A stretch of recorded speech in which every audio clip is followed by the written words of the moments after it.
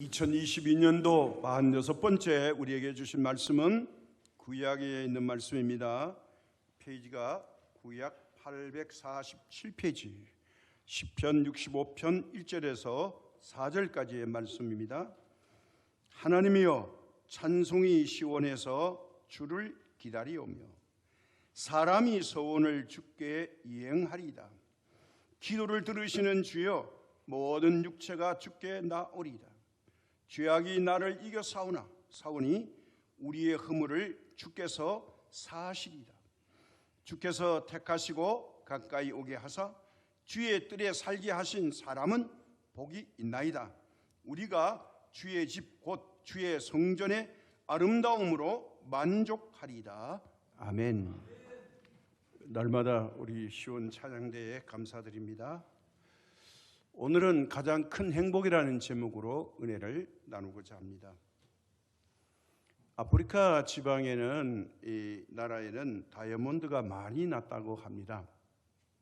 그러나 이 사람들이 다이아몬드가 모르기 전까지는 다이아몬드가 값어치가 있는 줄을 몰랐습니다. 서양의 문화가 들어가기 전까지는 아프리카 사람들은 값어치를 몰랐습니다.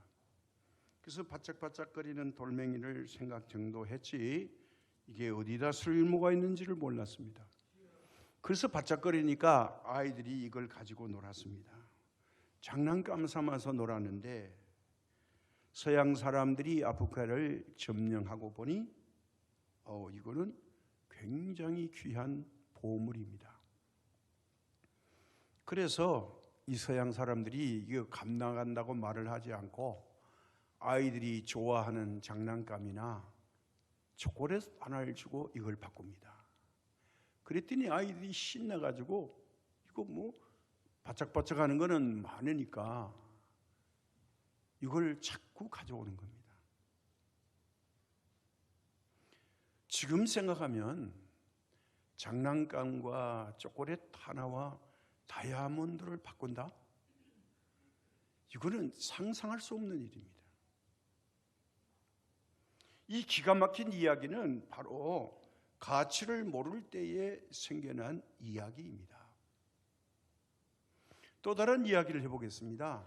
세계적인 음악가나 세계적인 교향 악단이 우리나라에 와서 연주회를 가질 때에 음악을 좋아하고 사랑하는 사람에게는 그것이 내 인생의 생애 가운데 두 번 다시 이거 감상할 수 없는 기회라고 사람들이 열정을 가지고 값이 비싸도 거기에 공연을 보러 갑니다. 마찬가지입니다. 유명한 화가의 그림이 미술관에 전시된다면 사람들이 인산인해를 이룹니다. 왜 그럴까요? 그 그림의 값어치를 알기 때문입니다. 현실에 BTS가 공연을 한다면 전 세계의 젊은이들이 떼창을 하고 3일씩 줄을 서서 표를 사고 공연 관람을 하려고 열광을 합니다. 그러나 아무리 열광을 하는 BTS의 공연이 있어도 이 공연의 세계를 잘 모르고 음악 세계를 모르는 사람에게는 아니 왜 도대체 요란을 떨고 저 난리법석이야? 왜 저렇게 줄을 서고 밤을 새우지? 이렇게 생각을 합니다. 왜냐하면 그 의미를 모르기 때문이었습니다. 제 개인적으로 BTS 공연을 한번 봐야지 그런 생각을 한 번도 해본 적이 없습니다. 10억 부가 했다는데 유튜브 한번 본 적도 없습니다. 관심이 없으니까요. 그러나 젊은이들에게는 우상입니다.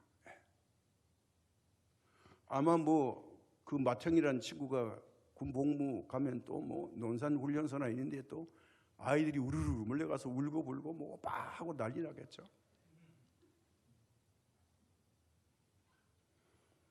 이와 마찬가지로 우리가 주일마다 교회에 나오는 것도 이와 같습니다. 우리가 교회에 나올 때 하나님께 예배하는 이 시간은 가치와 행복이요, 다이아몬드나 음악회나 미술과 비교할 수 없습니다. 세상에서 그 무엇으로도 비교할 수 없는 엄청난 축복과 행복이 여기에 있습니다. 사실은 교회에 나와서 예배드리는 것이 가장 행복이고 값어치가 있고 소중한 것인데, 안 믿는 사람은 어떻습니까? 우리가 음악회나 유명한 축구 경기나 미술의 화가들의 관람 같은 거 관심 없는 것과 똑같습니다. 여기 엄청난 하나님의 약속과 축복이 있는 이 성전에 와서 예배 드리는 게 가장 이 땅에 사는 인생 가운데 행복 중에 행복인데, 이걸 모르는 사람들은 찾아오지 않습니다. 금요 기도에 우리 담임 목사님의 증언에 의하면 이번 주에 화요일인가 어디 교회 누구 만나기로 약속해서 갔다 왔다 했는데 오후 시간에 말씀할 수 있을지 모르겠지만, 교세가 우리보다 훨씬 많고요, 교회도 우리보다 훨씬 웅장하게 지었답니다. 근데 지금 주일날 출석 인원이 30명이래요. 그 이야기를 듣고 충격을 먹었대요.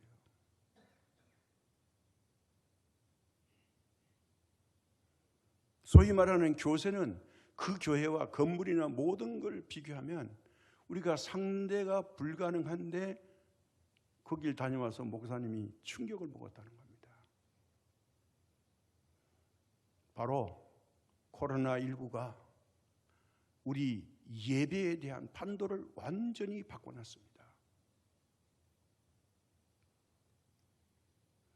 이 예배, 이거 엄청난 행복과 축복이 약속되어 있는 이것을 모른다면,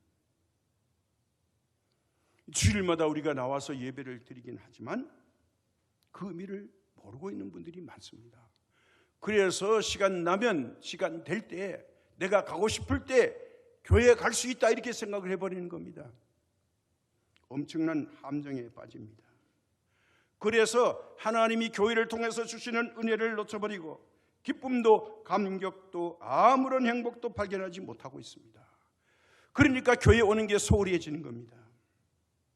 행복의 절정의 자리에 앉아 있으면서도 그 행복을 맛보지 못하고 있으니 안타까운 일이 아닐 수가 없습니다. 저와 여러분은 참 귀한 선택을 하셨고 잘하신 겁니다. 예수님께서 세상에 계실 때에 한 번은요, 세례 요한의 제자들이 찾아왔습니다. 이때 예수님께서 세례 요한 제자들에게 물었습니다. 뭐라고 물으시는 거 아니에요? 이렇게 물어요. 너희가 무엇을 보려고 광야에 나갔더냐? 바람에 흔들리는 갈대냐? 부드러운 옷 입은 사람이냐? 부드러운 옷 입은 자들은 왕궁에 있느니라. 무엇을 보려 광야에 나갔더냐? 질문합니다. 세례 요한이 광야에 있었거든요. 너희들이 거기 왜 갔냐 이 말이에요. 뭐 볼 것이 있냐 거기. 화려함도 좋은 옷도 안 입었는데 그 황량하고 썰렁한 광야에 왜 나갔냐 너희들이 질문을 한 겁니다. 같은 질문을 오늘 우리 자신에게 한번 해볼까요? 무엇 보려고 교회에 나오셨습니까? 무엇 하려고 교회에 오셨습니까? 오늘? 이 시간 여러분 자신에게 심각하게 한번 물어보세요. 무엇을 보려고 오늘도 교회에 나오셨습니까? 그런데 말입니다. 아이니켈하게도 교회에 와서 하나님을 보지 못하고 엉뚱한 것만 보고 가는 분들이 있습니다. 교회에 왔다가 실망하는 사람, 낙심하는 사람.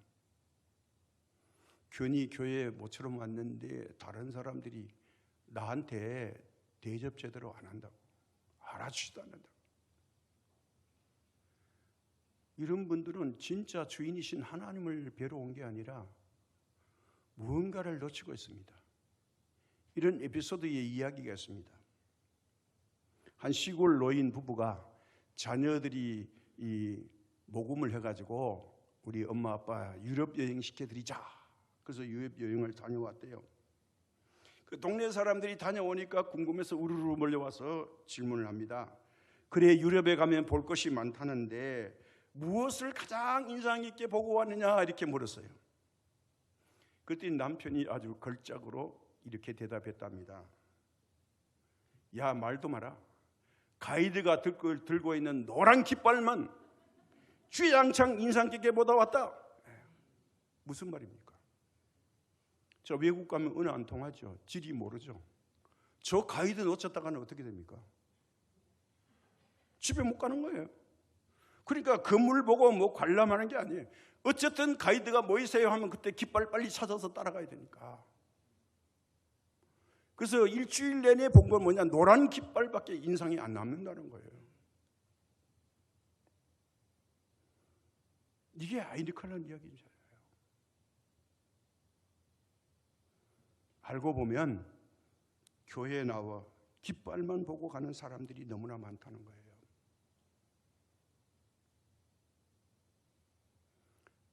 어떤 분들은 교회에 나왔다가 실망했다는 소리 듣습니다. 무엇을 바랐는데 무엇 때문에 실망을 했다는 겁니까? 원래 희망과요, 실망은 직선상에 있습니다. 희망대로 안 되면 실망하죠. 희망에 따라서 실망이 온다는 겁니다. 이 바람이 바르지 않다면 결국 실망하게 될 수밖에 없습니다. 무엇을 바랐고 무엇에 실망했습니까? 여기에 대한 정답의 해답이 예수님께 있습니다. 마태복음 15장에 보면요, 예수님을 만나러 온 가나안 땅에 속한 스로보니게 여인이라는 사람이 있습니다. 이 여인의 이야기를 보면요, 오늘 우리가 정말 이 여인이 우리에게 해답을 주는 것 같습니다. 이 여인이 예수님을 찾아왔습니다. 그래서 예수님께 나와서 말합니다. 다윗의 자손이여, 나를 불쌍히 여기소서. 내 딸이 흉악히 귀신 들렸나이다. 고쳐달라는 거죠. 그러나 예수님은 아무 말씀도 안 하시고 그만 지나가 버립니다. 그럼 보통 같으면 사람을 무시한다고 난리가 났겠죠. 지나갔는데 여인이 더 소리를 지릅니다. 제자들이 참 너무 딱해서 예수님 앞에 가서 말합니다. 선생님, 저렇게 고래고래 소리 지르는데 그냥 지나가십니까? 그랬더니 이번에 예수님이 하신 말씀이, 나는 말이야 이스라엘에 잃어버린 양 외에는 다른 데로 보내심을 받지 않아서 이방 여인과 상관없다는 거예요. 딸이 뭐 귀신 들렸든지 말든지 나 모르겠다는 겁니다. 그래서 저 사람은 이스라엘 사람 아니니까 그 일에 대해서 내가 상관하지 않겠다. 얼마나 이게 낙심되는 이야기입니까?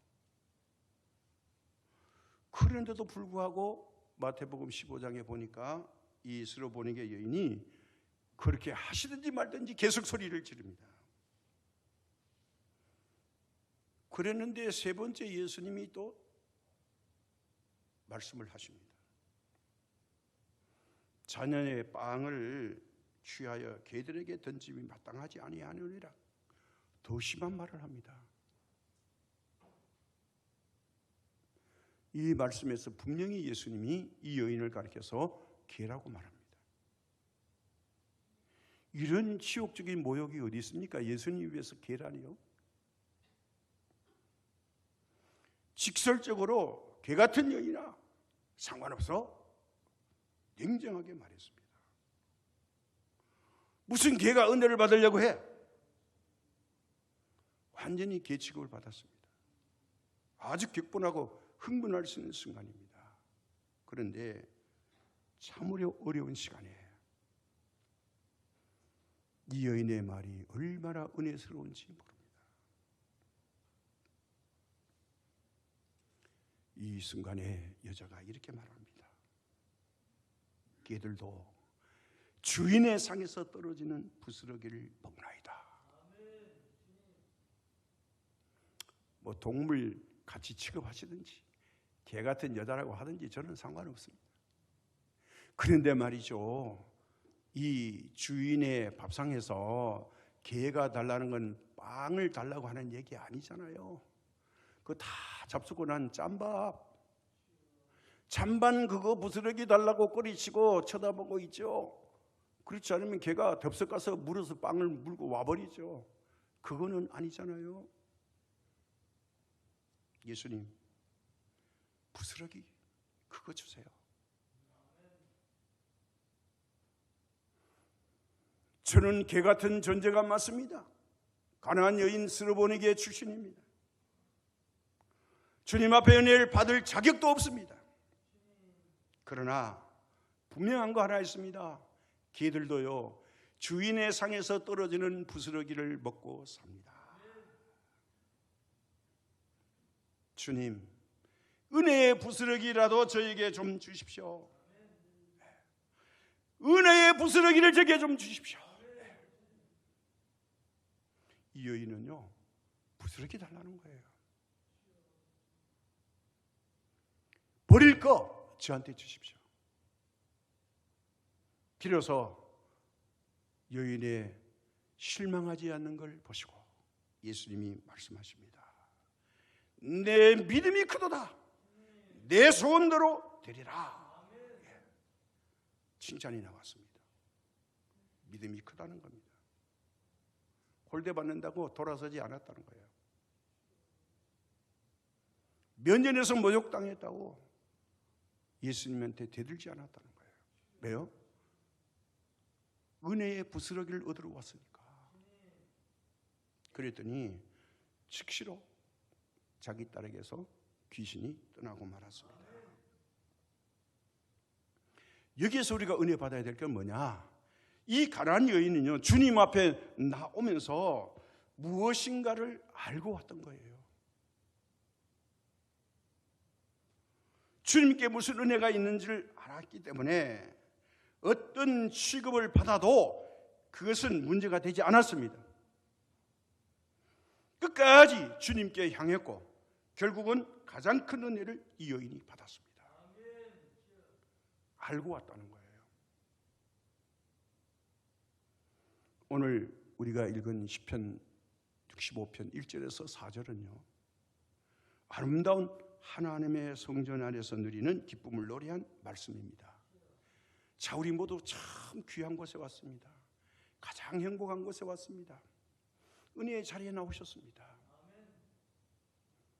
이게 나왔으면 뭐예요? 결과가 있어야 되잖아요. 이 여인이 주님 앞에 올 때 뭔가 결과를 기대하고 온 거죠. 오늘 우리는 이 말씀 속에서 우리가 주님께 나올 때 누리는 행복이 무엇인가를 알 수 있습니다. 첫 번째는 뭐냐 하면요, 우리가 주님께 나오는 것은 하나님께 예배 드리기 위해서입니다. 우리가 교회에 나오는 가장 중요한 이유가 뭐예요? 하나님께 먼저 드리기 위한, 무엇을 드려요? 예배를 드리기 위해서입니다. 예배 드릴 때에 주님께서 주시는 큰 기쁨이 있고 행복이 그 안에 있습니다. 그래서 오늘 본문 1절에 이렇게 말하죠. 하나님이여, 찬송이 시온에서 주를 기다리오며 사람이 소원을 주께 이행하리이다. 찬송이 시온에서 기다린다는 거예요. 성전에서 찬송을 기다리고 있다는 거예요. 하나님께서. 시온 뭡니까? 하나님의 성전이 있는 것입니다. 성전에서, 어디서요? 집에서 아닙니다. 성전에서 하나님께 찬송하고 하나님께 예배 드린다는 거예요. 예배는 하나님께 대한 우리의 믿음의 고백입니다. 그분이 나의 주인됨을 몸과 마음과 입술로 함께 고백하는 예식이 바로 예배입니다. 성도들이 한 마음으로 우리를 구원하신 예수님께 감사하며 믿음의 고백을 하며 영광을 돌리는 것이 바로 예배입니다. 그래서 시편 81편 10절에 이렇게 말합니다. 주의 궁정에서 한 날이 다른 곳에서의 첫날보다 나은즉 악인의 장막에 사는 것보다 내 하나님의 성전 문지기로 있는 것이 좋사오니. 더 말씀을 풀어드린다면요, 하나님의 전에서 하나님께 예배하는 그 기쁨이 세상에서 첫날 사는 것보다 하루와 첫날의 비교입니다. 더 좋다는 거예요. 내 인생 가운데 일주일에 가장 행복한 시간이 언제냐? 하나님 앞에 나와 예배드리는 이 시간. 최고의 행복이 여기 있다는 겁니다. 여러분 어떻습니까? 일주일 동안 세상 속에 살면서 고민하고 시달리다가 주일날 교회에 나와서 예배드리는 이 한 시간이 흐뭇하고 기쁘십니까? 행복하십니까? 잘했다고 생각되십니까? 예배하는 이 시간, 엿새를 보내는 것보다 더 좋다는 마음이 있습니까? 예수님 잘 믿는 걸 우리가 복잡하게 생각할 것 없습니다. 교회에 잘 출석하고 예배의 기쁨을 알면 그것이 바로 예수님을 잘 믿는 거예요. 하나님을 사랑하는 성도라면 하나님 만나는 시간을 기다리는 마음이 있어야 합니다. 교회 오는 게 설레는 마음이 있어야 됩니다. 토요일부터 교회에 나오기를 위한 준비를 하고 주일 아침에 일찍 서둘러 나오는 이런 사람에게는 큰 즐거움과 기쁨이 있습니다. 그런데 교회에 나오는 것이 나가자니 그렇고 안 나가자니 걸작지근하고 그렇고 저렇고 그래서 주저하다가 지각합니다. 가만히 보면요, 예배 시간에 늦는 사람은 꼭 그 몇 분이 늦어요. 제가 질책하려고 하는 게 아닙니다. 부족한 것을 알려드리려고 하는 거예요.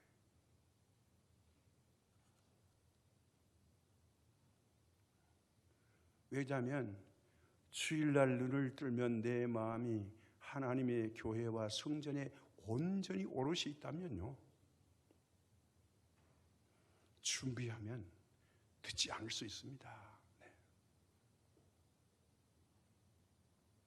시편 100편 1절에서 2절에 이런 말씀이 있습니다.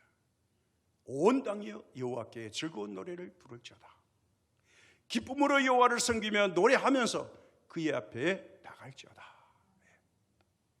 무슨 말일까요? 여러분 교회 오실 때 찬송하면서 오십시오. 찬송 부르며 오세요. 그러면 이 앞에 와서 여러분이 앉아서 기도하면 한없는 은혜의 사랑을 느끼고요, 하나님이 어루만져 주시고 위로해 주시고 하나님이 내 기도를 들으심을 여러분이 영적으로 느끼십니다. 이게 예배의 자세입니다. 예배가 뭐냐? 성도가 이 땅에서 누리는 가장 큰 축복이 예배입니다. 그 이스라엘 사람들이요, 바벨론 포로로 70년 붙들려 가서 바벨론 버드나무 가지에 악기를 걸어놓고 이거 예배 못 드리고 찬송과 찬양을 하나님께 드리는 찬양을 못하니까 이거야말로 생지옥이다 이거 말이에요. 거룩하고 영화로우신 하나님 앞에 마음껏 경배드리며 찬양을 못하는 이 비극을 겪으면서 드디어 그들은 하나님을 찾게 됩니다. 하나님이 제일 기뻐하는 게 뭐냐? 예배 드리는 겁니다. 그리고 하나님 앞에 왔으니 우리의 믿음의 고백을 합니다. 엄청난 시간입니다. 하나님과 대화가 이루어지는 시간입니다. 이 놀라운 감격과 기쁨, 벅찬 행복을 누리는 분들이 되시기를 축복합니다. 두 번째는요, 우리가 이렇게 예배를 드림으로 받는 은혜 중에 은혜는 뭐예요? 말씀으로 우리가 받기 위해서 교회에 나오는 겁니다. 그래서 예배에는 반드시 말씀 선포가 있습니다.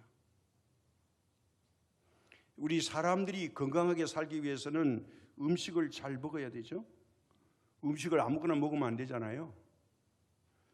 음식을 골고루 잘 먹어야 몸이 건강하고 그리고 일을 할 수 있습니다. 건강해야 일을 합니다. 영혼도 마찬가지입니다. 우리 영혼이 건강하고 영혼이 건강한 활동을 위해서는 하나님의 영혼의 양식 말씀을 공급받아야 됩니다. 영혼의 양식이 바로 곧 하나님의 말씀이죠. 하나님의 말씀에는 영혼에 필요한 모든 영양소가 골고루 포함되어져 있는 종합 비타민입니다. 이 말씀을 받지 않고는 그 누구도 제대로 된 믿음 생활을 할 수가 없습니다. 교회는 말씀의 센터요, 말씀을 공급하는 곳입니다.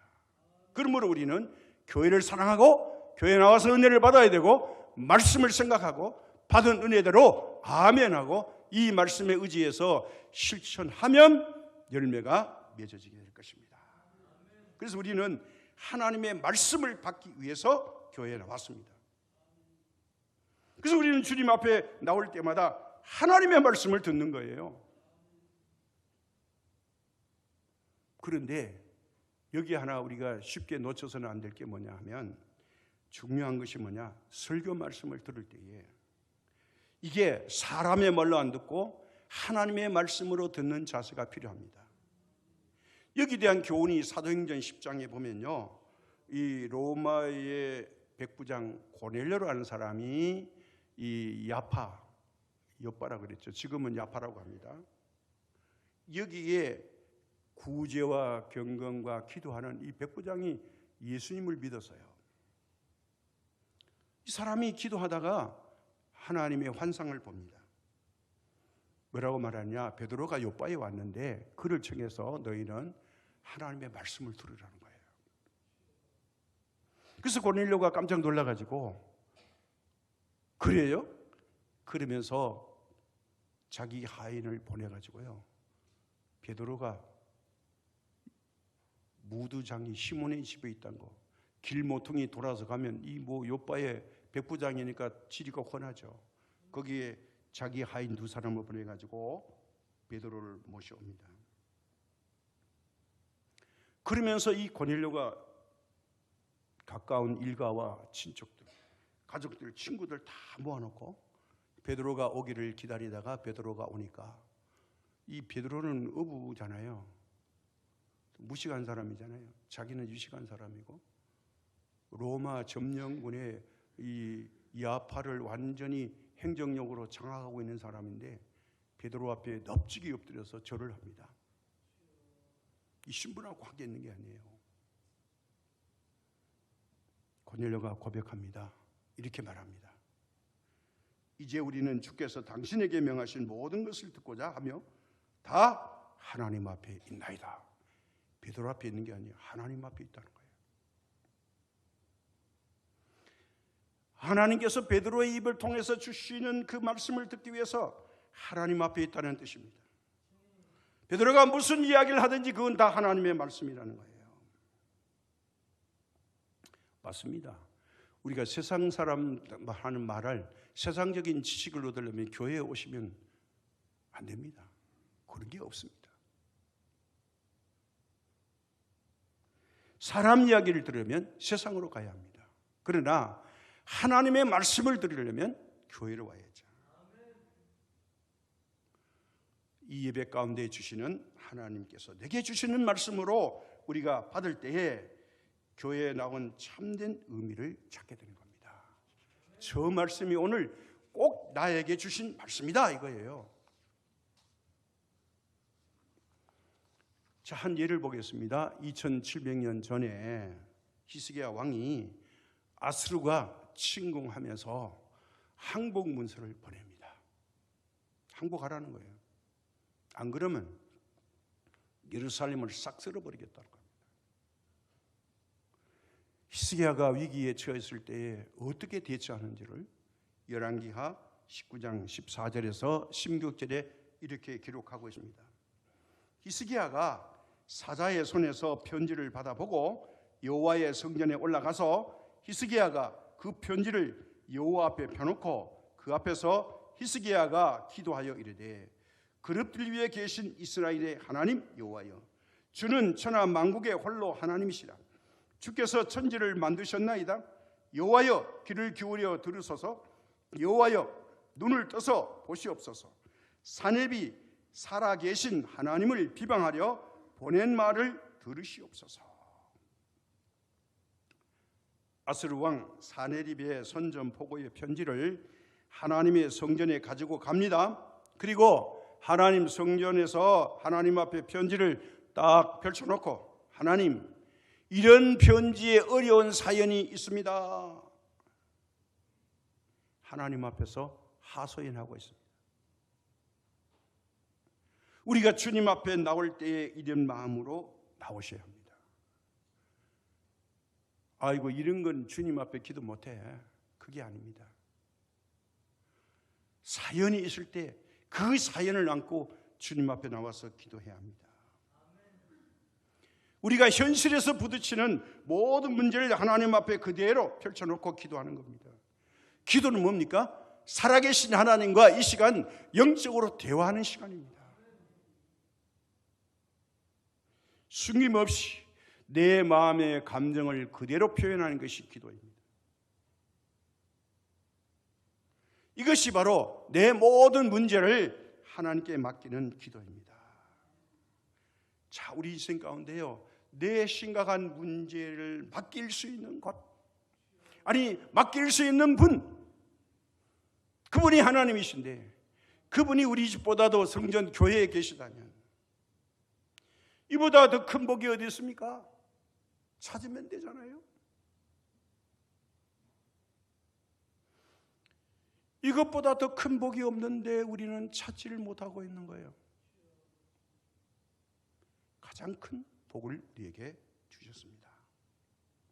그래서 오늘 본문 4절의 결론이 이렇습니다. 우리 같이 한번 말씀 읽겠습니다. 주께서 택하시고 가까이 오게 하사 주의 뜰에 살게 하신 사람은 복이 있나이다. 우리가 주의 집 곧 주의 성전의 아름다움으로 만족하리다. 만족하리다. 주의 집에 거하는 자가 복이 있대요. 택하시고 뭐죠? 우리 선택하시고. 멀리 아닙니다. 가까이 오게 하사 주의 뜰에, 우리 성전 안에, 교회 안에 들어오게 하신 사람은 복이 있는 겁니다. 오늘 이 복을 확인하고 가시기 바랍니다. 주의 성전에 만족함이 있습니다. 진정한 행복은 세상에 있는 게 아니라 이 하나님의 성전에 있습니다. 더할 수 없는 기쁨과 모든 어려움을 이기는 능력이 바로 주의 성전 안에 있습니다. 주님 앞에 나올 때마다 이 풍성한 은혜를 누리시기를 주님의 이름으로 축복합니다. 우리 기쁜 마음으로 찬양하겠습니다. 287장인데요.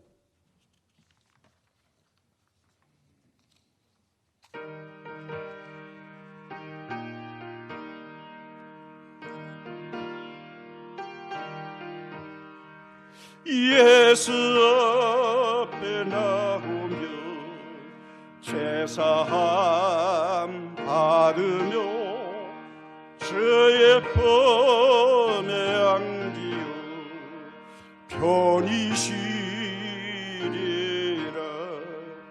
우리 주만 믿으며 모두 구원 얻으며 영생 복랑별유가